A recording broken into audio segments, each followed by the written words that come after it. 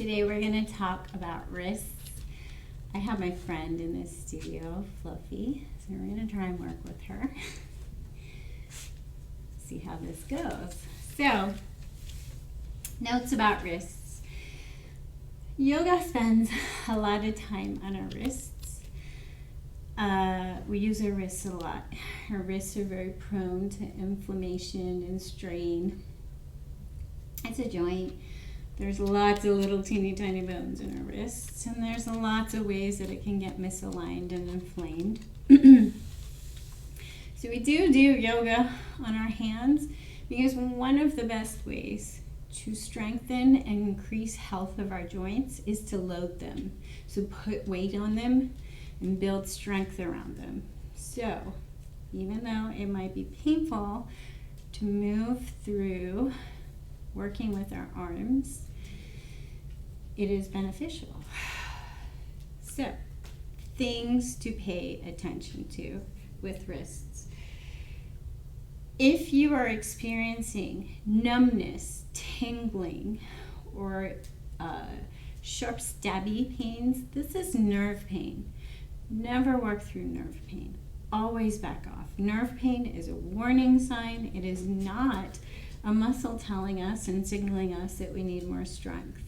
It is not a little inflammation that's telling us we're doing something wrong or incorrect for our body, or we're not ready to go to that point yet. That's what inflammation is often telling us. Muscle fatigue, muscle cramping, it's fine. Work through it. Learn to move with it. Start to feel and go with that muscle and see where it needs more strength. Nerve pain, no, back off. So, whenever we have issues, we often need to address above and below the issue. So, there's a lot going on in the arm. It's not always a wrist problem. It can often be a weak tricep problem, a weak upper arm problem. So I'm going to give you lots of things to explore. We're just exploring. And it's really important to know that there's no right and wrong. So there are lots of schools of thoughts that have told you, and I did this for a long time, so I have a lot of repetitive strain injury from the fact that I listened to somebody else's correct idea of alignment without listening to my body. My body told me that that wasn't wrong for me, right for me. However, I never listened to it because I was too busy idolizing my teachers and their instructions and not listening to my body. So, wrists. 90 degrees. Take your wrist out in front of you, either hand. Pull your fingers back. Look at your wrist. So pull your fingers back as far as they go. Maybe even a little push with the other hand. Look at your wrist.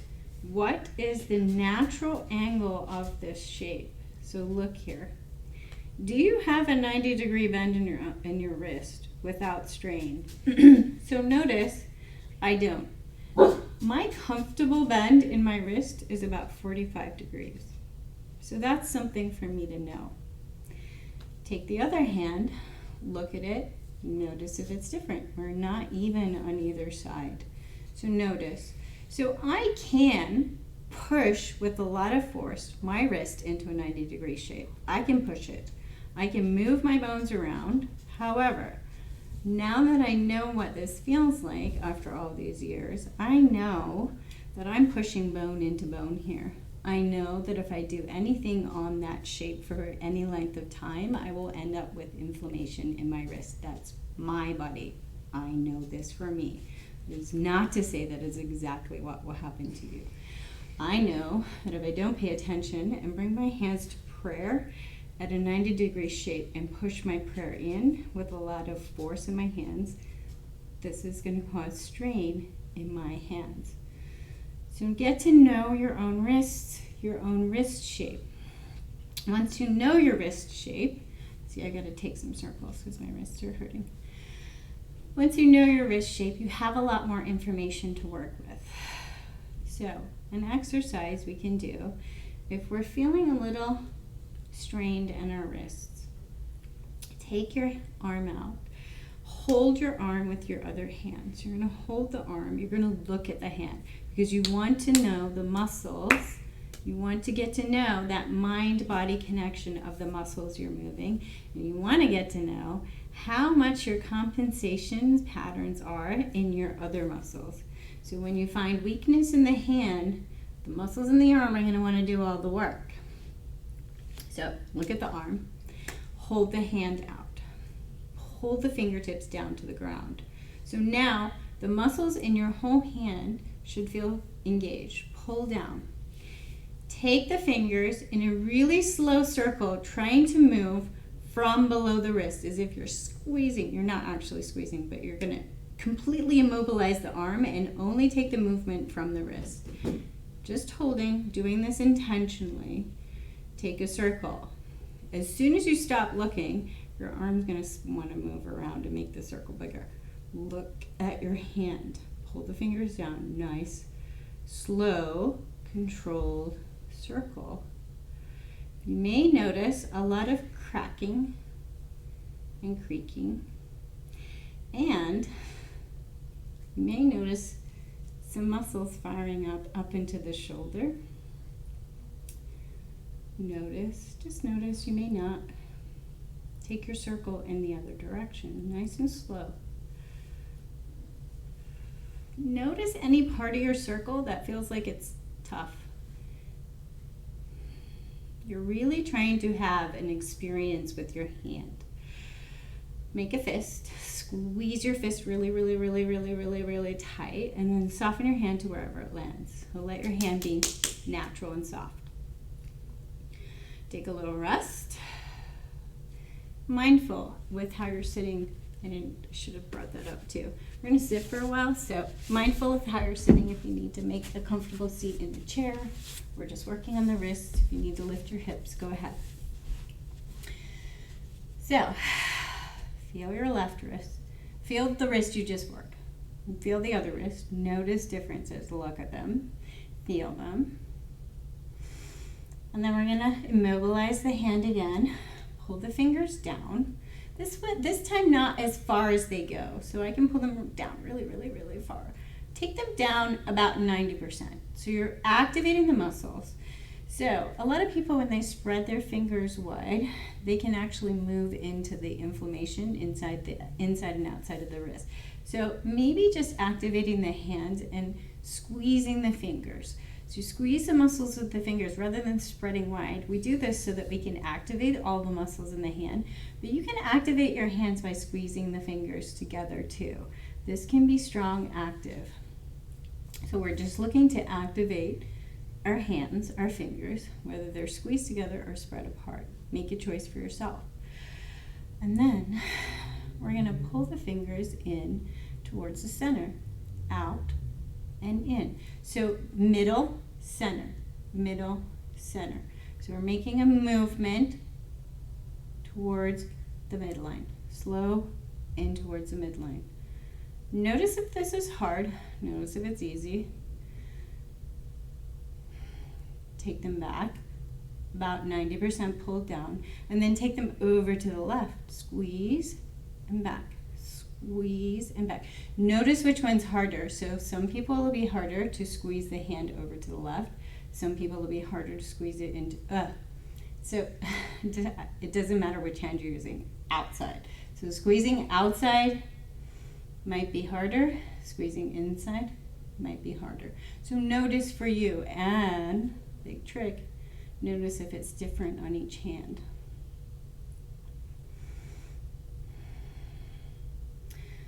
And then squeeze your hand into a fist.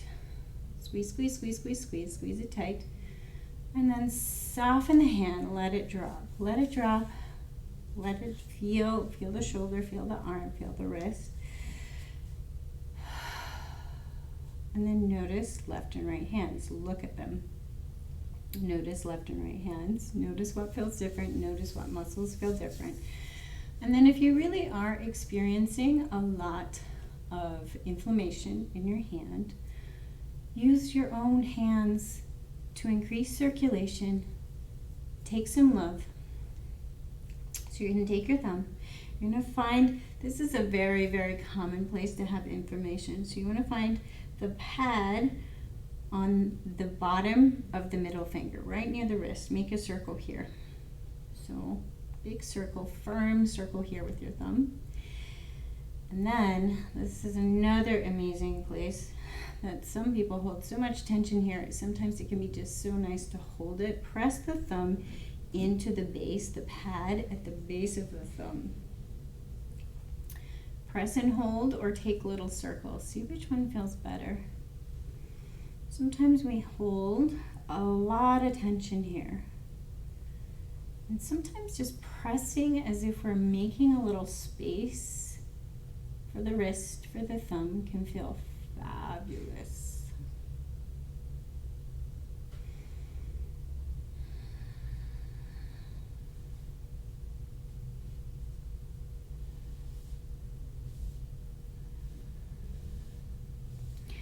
And then you're going to take pinchy fingers and you're going to take little pinches of each, the thumb and each of the fingers.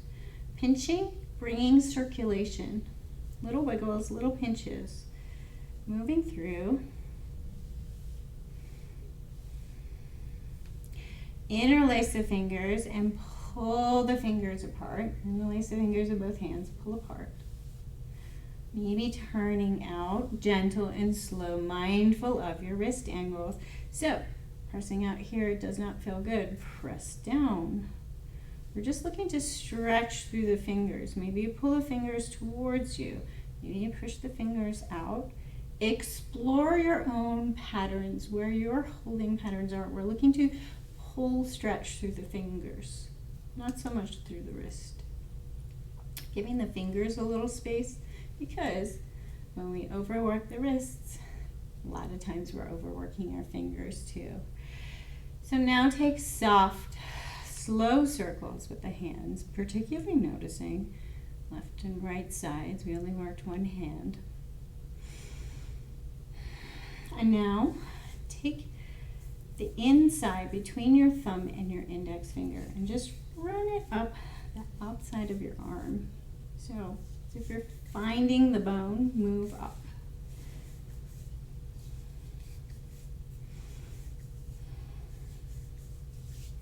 Notice if there seems to be anything around the elbow. So take the hand, softly rubbing around the elbow, the outside of the elbow. Just noticing what's going on here. And then bringing the hand to the shoulder. So maybe some of your problems, some of your tension are actually all the way up here. Notice, find. Oftentimes, a problem might have began in the wrist.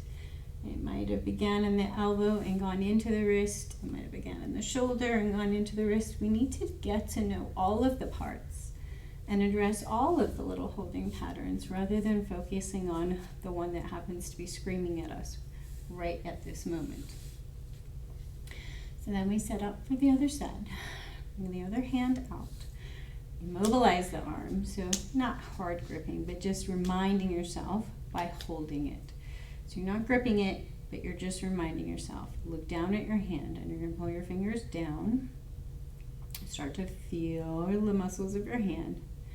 And then a really, really, really, really slow circle moving through every angle your wrist can move in. Noticing if it's creaking and groaning. Noticing if you're feeling aches and groans in the muscles up throughout the arm. Just noticing slow circles, slow as you can. So you're trying to engage the muscles. This is not a flopping of our hand. We're trying to, oh, did you see? See, as soon as I stop watching it. Trying to move only the wrist. Slow, slow, slow. Move slow. And then reverse your circle. Really looking at your hand. Don't forget to look at your hand. Noticing if there's an angle that you move, that there's a lot of creaking. Just noticing. Maybe you want to pulse a little bit around that creaking, around that strain. Just noticing. Or maybe you feel a muscle starts shaking and cramping and noticing that it's particularly weak. Maybe just pulsing into that angle. You're getting to know your anatomy. A lot of times we think about flexibility, flexibility, flexibility, but oftentimes there are shapes that our body cannot make accurately because of bone shape. So sometimes we don't bend in certain ways, not because we're inflexible, but because we have a bone hitting another bone and that's restricting our movement. And it often happens in our wrist. Make a really, really, really, really tight fist. Squeeze, squeeze, squeeze. And then suddenly let go. Soften the hand. Let it land. Particularly notice how your hand lands. So a lot of people hold a lot of tension in their hands. They don't even know it's there. So when you say squeeze and make a fist, and they let it go, you notice the fist doesn't really let go. That can really happen. We can be so used to holding our hands tight, not even know it. The only way to adjust this is to get that mind-body connection. Let your brain know what your body is doing and where it's holding its tension. Soften your hands. Notice what it feels like to soften your hand. Hold and immobilize the arm again. Pull the fingertips down. So not all the way down, just looking for about that 90%, so you're connected with the muscles. And then pull the fingertips in towards midline. Again, only moving from below the wrist. Pull the fingertips in. Pull the fingertips in. Notice if it's hard, in and out. Noticing if your muscles feel like this is difficult, or if it feels easy. Then bring it back and take it out to the outside. Pulling in towards center, out. So both ways we're activating muscles. We're pulling, we're feeling where our muscles might be cramping, might be weak. Building a little strength below the wrist. And then make a really, really tight fist. And let it go. Let it soften. Let it drop. Take your thumb of the other hand, base, at the base of the little finger. Find circles here. Firm circles. You're really looking to use your thumb to massage. There's a lot of pad here. So you can use fairly firm circles. Then find the base of the thumb, the pad at the base of the thumb, and make circles here, or maybe finding that point where you're like, ooh, it feels nice to hold that. And imagine making space at the base of your thumb. It helps when you're doing things like this to close your eyes and really, really take your attention to the point where you're pressing, the point where you're making circles. Feel it. Have physical sensation. Stop running around with your thoughts and feel what's going on in your hand. And then little pinchy fingers, the tips of the thumb and the fingers. Little circles, just bringing circulation here.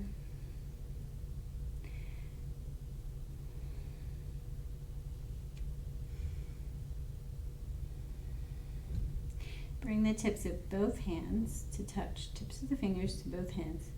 Press, engage, press the fingers, pull the fingers down, bend, press the fingers towards straight, pull, press, slow, controlled.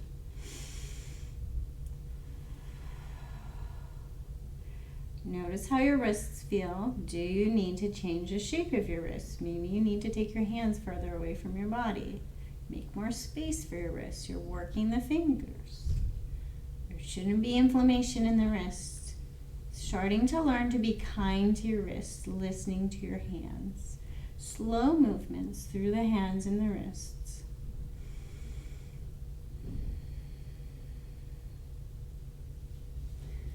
And then let your hands soften onto your lap and see how they feel.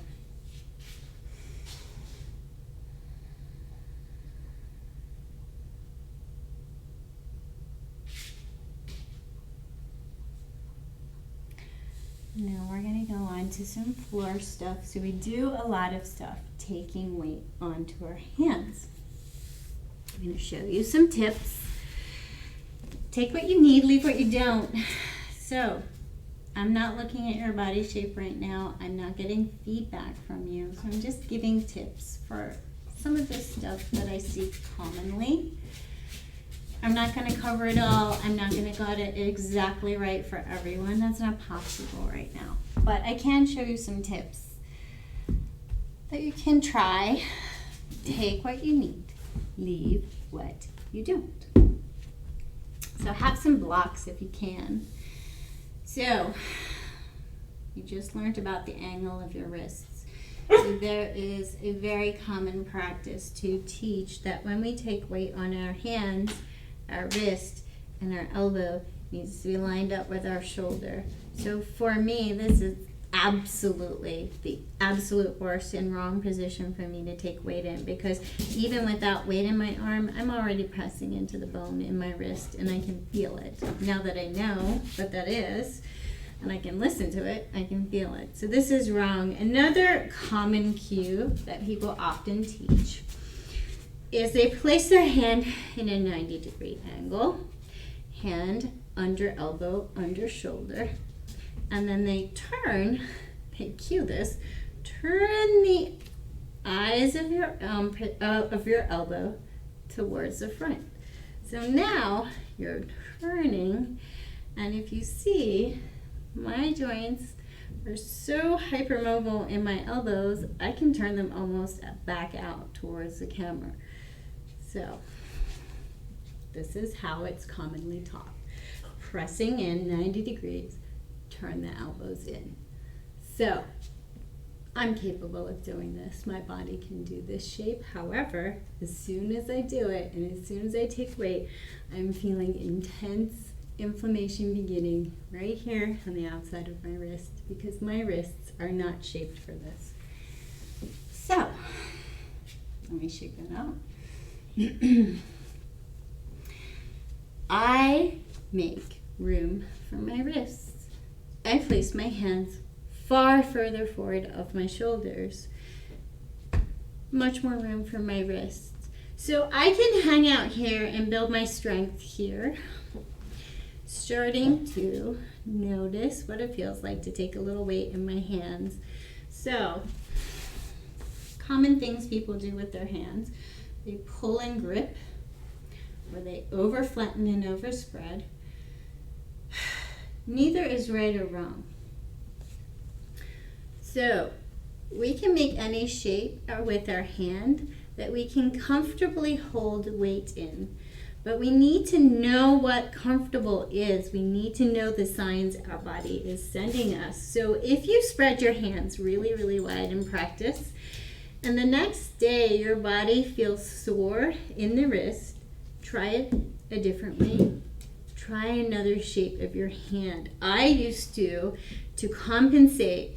So to compensate for that inflammation in my wrist, I used to pull spider fingers. So I pulled all the strength into my fingers, and if you notice what happens when you pull spider fingers, the shape of the wrist changes. So I used to do that for a long time to compensate. But when I noticed I started to make room for my wrists, what I noticed was I had to lock into my elbows to keep my strength that I used to be able to hold. I used to have to really lock into my elbows. So this was this. My upper arms had not been doing the work. My lower arms, I was taking the weight into my wrists. I was using my lower arms somehow. I don't even know how, because it's not the stronger muscle group, but I wasn't using the backs of my arms, the upper arms, and where my strength should have been, in my arms and in my chest. So make a little space for your wrists. Start to take a little weight into your wrists, and if you need to make the angle greater, bend your elbows. Take some weight over here. Start to feel what it feels like to take weight into your hands. And notice how you're taking weight into your hands. So this is me sinking into my wrists and hanging out. So my arms are not really engaged. I can bring my upper body forward here and I can hold here. But I can start to feel that all the weight is dumping down right into the base of my hand, into the base of my wrist. We're trying to build strength. So if I bend my arms and I pull up, so I pull my chest, I pull my sternum towards my spine, I activate my arms, so I pull my sternum up. I'm lifting up out of the ground, then I bend my elbows and I take weight. Now, all of the strength is coming into my arm and it's coming into my chest. So, a lot of people cannot do this. They cannot bend their arms because this is so unused. This is not a common muscle to build strength in. There are lots of ways we can build strength in that. One of the easiest ways is triangle push-ups. Make a triangle, bend the arms, really focus on using this part of your arm. Build some strength here because it will help your wrists a lot. Another way to get used to the habit of pulling up out of the ground rather than hanging out in the joints. So it can be a hard concept to get to know because you're trying to tell your muscles what to do. So I can demonstrate a little easier with my legs. So let's say high lunge. Traditional high lunge is 90, 90, 90. But I'm kind of hanging out here. I could do this all day. I'm not really engaged. Nothing is engaged around this back leg. I'm just kind of sinking into this front leg. I could hang out here all day. I'm not using any muscles. Eventually, something's going to complain because I'm just hanging out. I'm not making any effort. So if I pull, like I'm trying to pull up out of the ground, look what happens.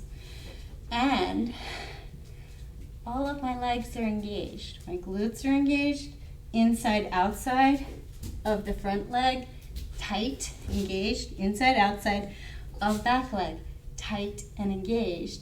And when you're beginning, maybe your flexibility holds you all the way down here, but your strength, you can only keep that strength if you're just at a teeny tiny bend, because your muscles are telling you, I'm not strong enough to hold and hang out here yet. So similar things happen with your wrists. You might be hanging out in the wrists more than you realize, because maybe these guys are not as strong as they need to be.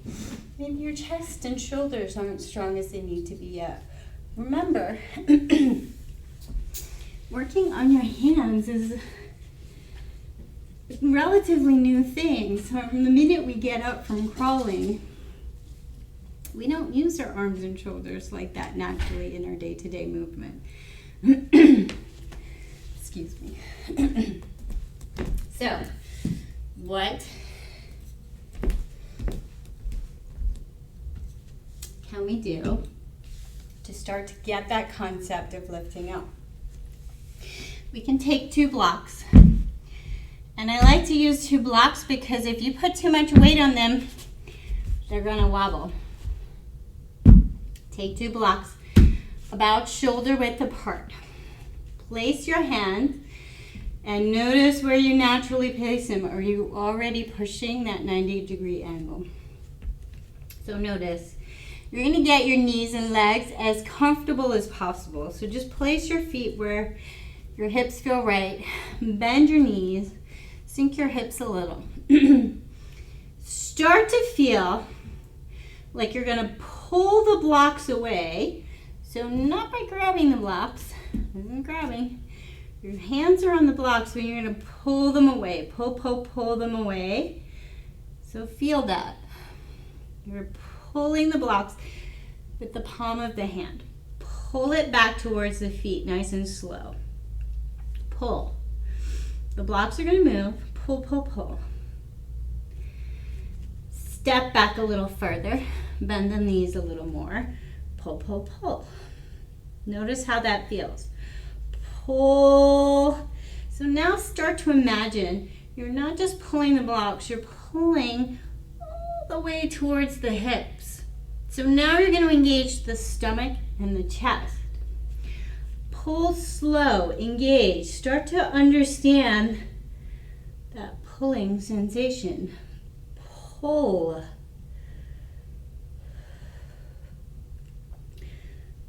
Pull nice and slow. Pull. And then leave the blocks where they are.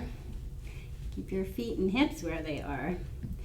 Now you're going to sink your hips, bend your knees, and pull without letting the blocks move. So how can you pull your hips as far away from the blocks as possible? Well, you're going to activate your legs. You're pulling your hips back, back, back. So I can activate my legs, pull my hips back without the arms yet. So I'm pulling, pulling, pulling from the stomach, pulling, activating my legs. And as I start to get a little bit further back, I can start to pull from the arms into the chest. Pull. Engage the shoulders. Pull the hips back. Don't let those blocks move. Pull.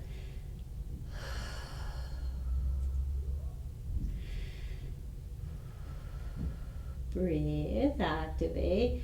Don't sink. Pull. Feel what it feels like to pull up out of the ground.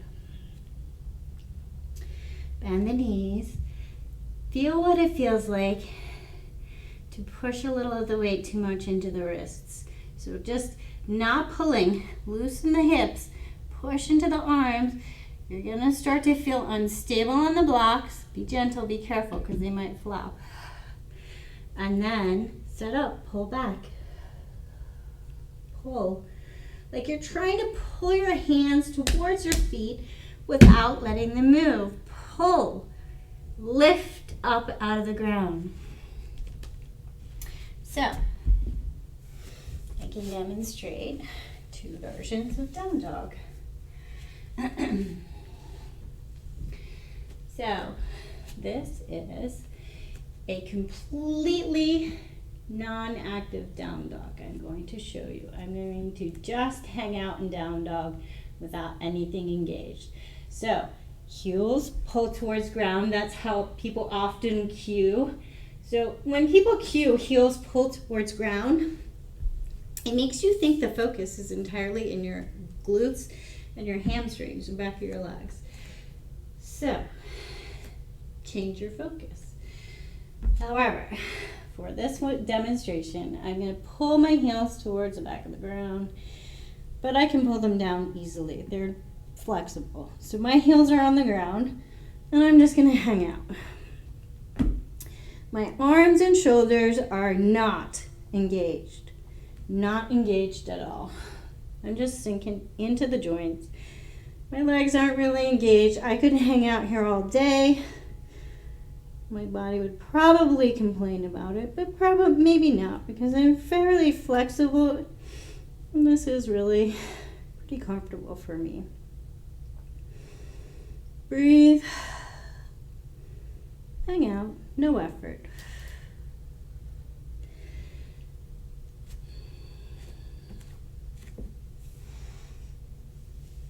Now I'm going to take a different down dog shape. So when I say pulling from the hips, you can imagine somebody grabbed soft ribbon.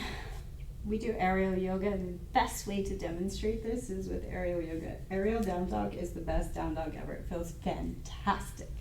You have this big silk across your hips.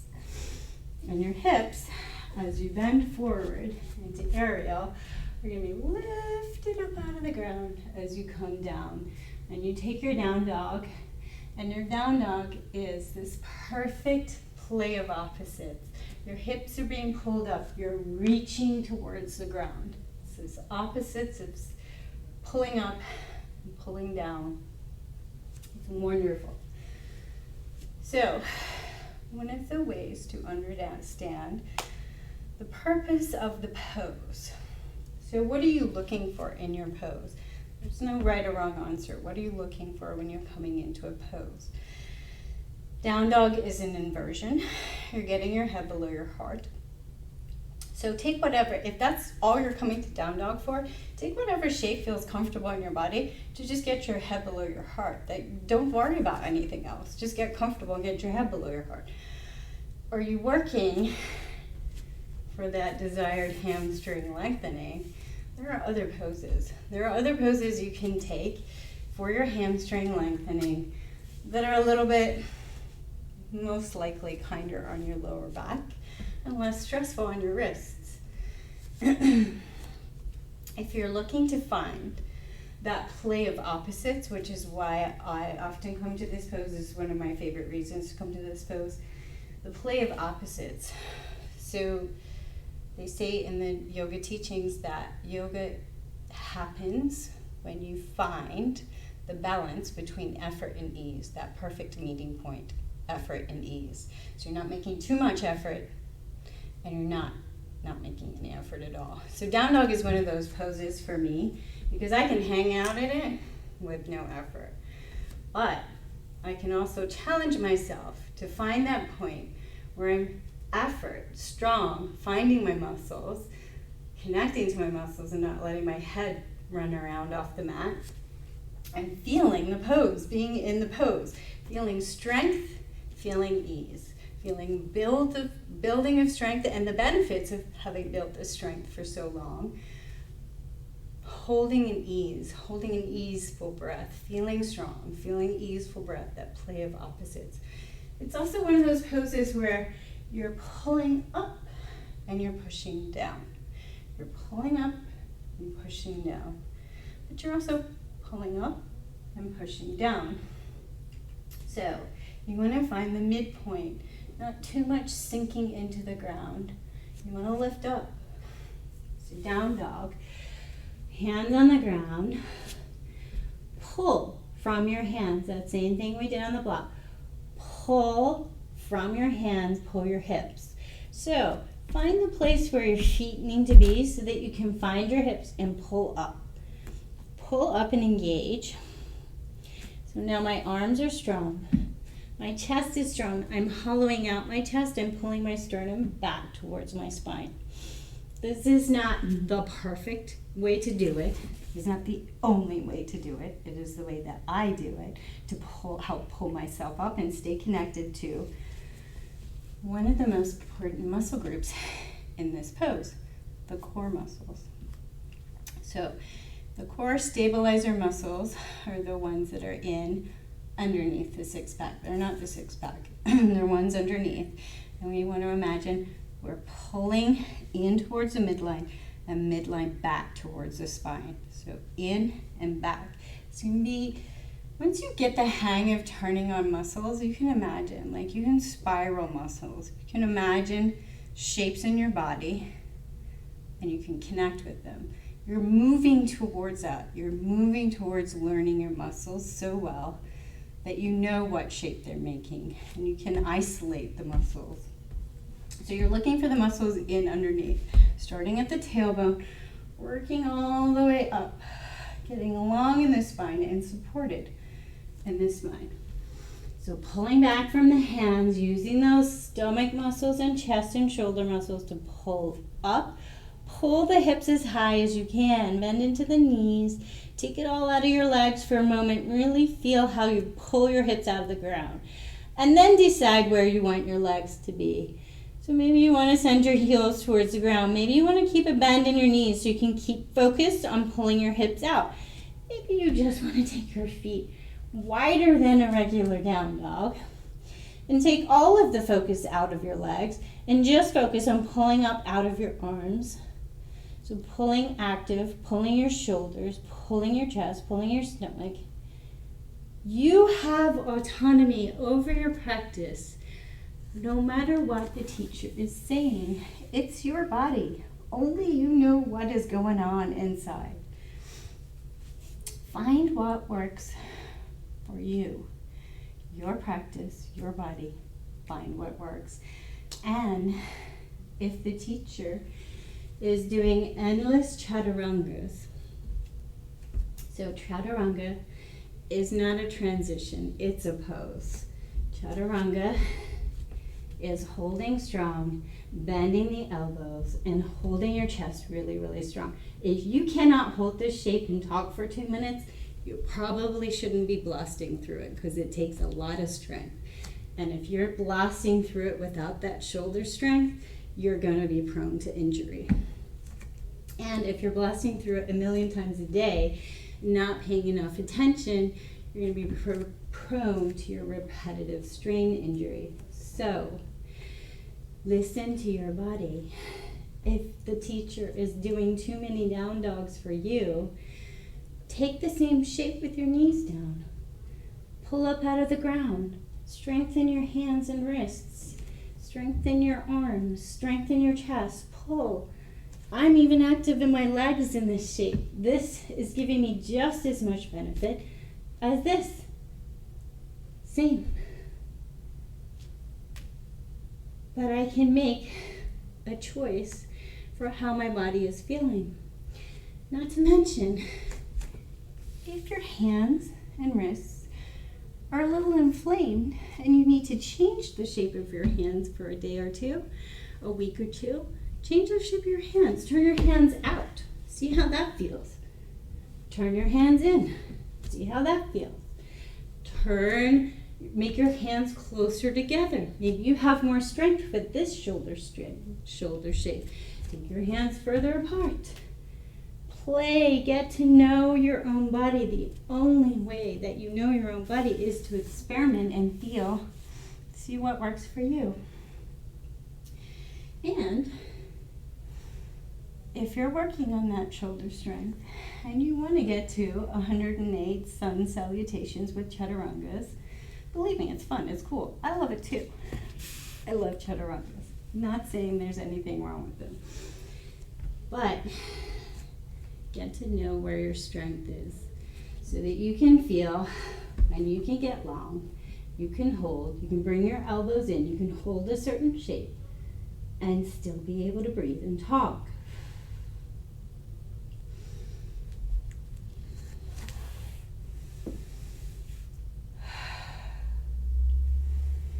So, another thing you can do for tired hands is turn your fingers in towards you and press them down. And just feel a little opening, a little widening in the top side of your wrist.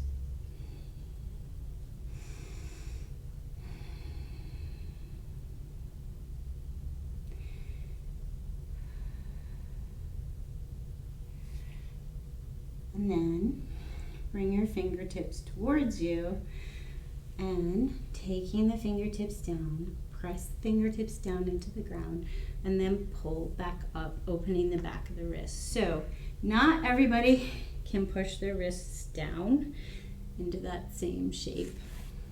Closer to your knee will make a little more space. You can go past the knee. But just try to take a little weight in a different shape of your wrist. Slow, mindful, build slow.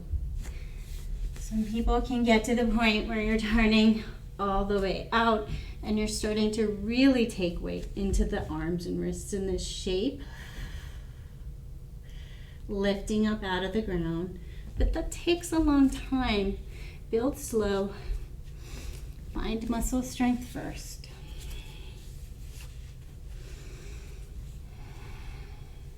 And then find a seat. And let's finish with our hands on our lap, feeling our hands.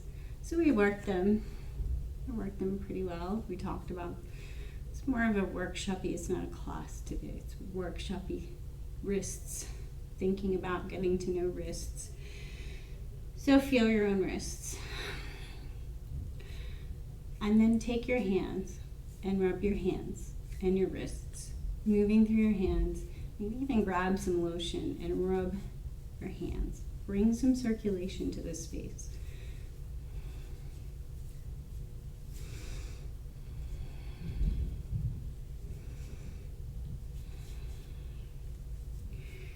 So, one of the best things you can do are those slow, controlled strength makers for your hands. So moving the muscles of your hand, getting the muscles in your hand strong. Building some strength in your upper arms, your tricep area. This will help your wrists immensely, because when these are not strong, all the weight is going into the wrists. So build some strength here. Build some strength across the chest and shoulders. So men have a little bit more muscle mass here. It's a little bit easier for them.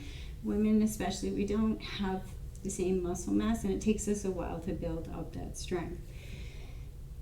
Get to know your body so that when you feel it's not strong, you don't go past where you can hold strong.